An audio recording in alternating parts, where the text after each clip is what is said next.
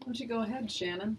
Allison never gives me the mic, so whenever she does, I'm going to take it. I'm going to turn the tables here for a second. We've talked a little bit about, my struggles with addiction, and you touched on very, very quickly, some of your own experience being the loved one, and I knew you during the time where you were really just, begging God for an answer and saying, I want my brother to get better.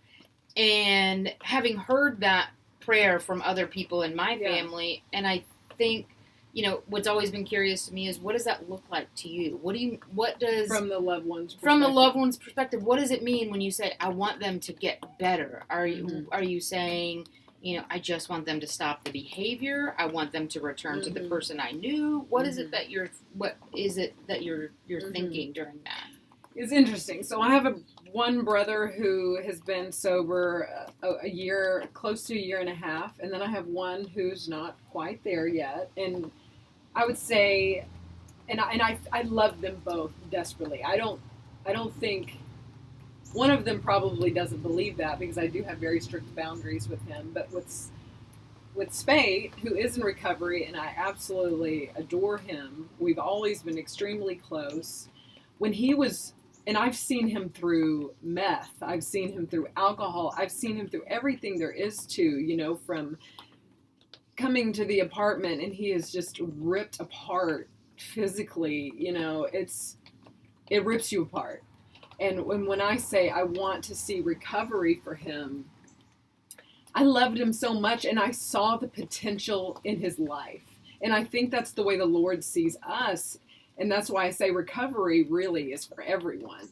Because I saw something so good in him, and I still do. And he's still on that path. A year and a half is not a long time, right, as you know.